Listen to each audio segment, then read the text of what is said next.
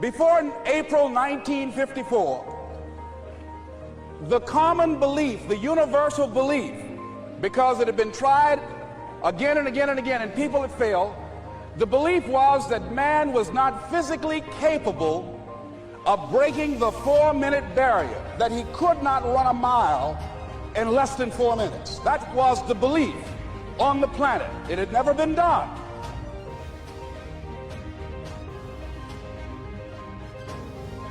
But here's what happened, ladies and gentlemen. Roger Bannister came along, and he broke the 4-minute barrier. Now, here's what's significant about that. Since that time, up to this day, over 20,000 people have done it, including high school kids.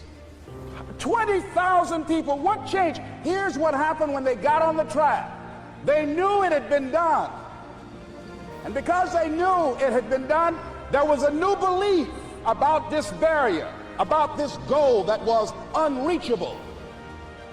And those 20,000 people got in the race believing, knowing in their heart that someone had done it, that it's possible, that they could do it. And I'm saying that if you know anybody that had some goal, some dream, something they wanted to do, and they did it, then I'm saying that you know in your heart that if someone has done it, then you can do it. It's possible. And that if someone can make their dream become a reality, that it's possible that you can make your dream become reality. And so as you begin to look at where you want to go, beginning to embrace that, it's possible. I'm blessed and highly favored. I've got a lot going for me. I got some good stuff in me.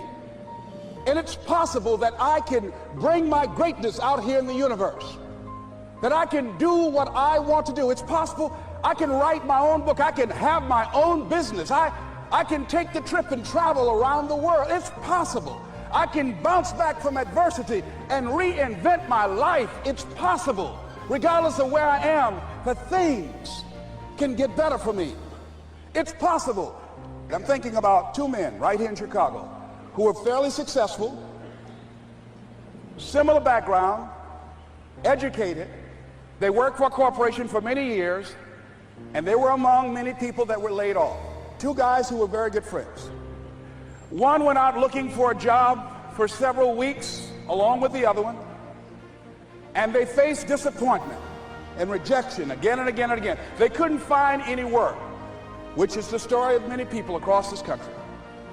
One guy stopped. He became discouraged. He stopped going. He stayed home looking at television, became very argumentative and toxic with his wife, drinking beer, getting on the phone, talking to his other negative, unemployed friend, and he just gave up. The other guy kept looking for a job everywhere he could go. Every time he could get an opportunity, kept asking people, networking, checking the newspapers every day, kept going everywhere he could, trying to find a job. You have too much education. You're overqualified. You won't be here long enough. He kept going. He kept going. He went to a place and said, look here, I tell you what, if you can't hire me, and I know you can use my talents, abilities, and skills, I don't want to sit home and do nothing. Just let me do some volunteer work. You don't have to give me anything, all right? I just want to work. I want to be busy. Guy said, okay, it's on you now, but don't expect me to give you anything. It's okay. This guy came in and worked. He was the first one there. The last one to leave was the best employee there. About 4 weeks later, one of the top managers quit. They were looking for a replacement. Guess who they selected? This other guy. This guy who was volunteering his time. He got the job. What was the difference between the two men? Eyesight and mindsight.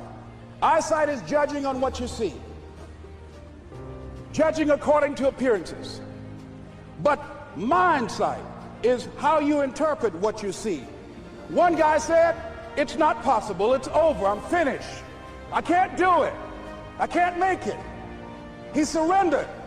I've faced rejection again and again. I'm not going anymore. There are no jobs out there.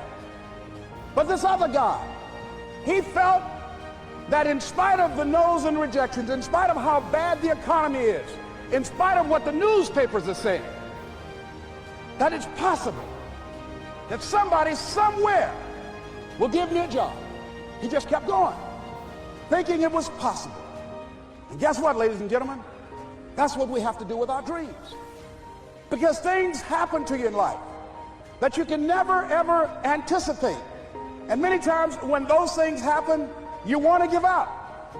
I remember when I was in broadcasting, when I was a disc jockey, I became very controversial, not only being a disc jockey, but I felt that radio was something that you not only entertain people with, but you also empower them, you educate them. And I got fired. I didn't just leave, they fired me. They took my microphone. I thought that was who I was. No, ladies and gentlemen, it wasn't. I had to do something else. And I didn't know what else I could do. See, here's what I'm looking at. What are the uses for your life right now that you haven't even reached for yet? See, I believe that when you don't have enough encouragement to act on your dreams or ideas, or you're not enlightened enough, that life will act on you.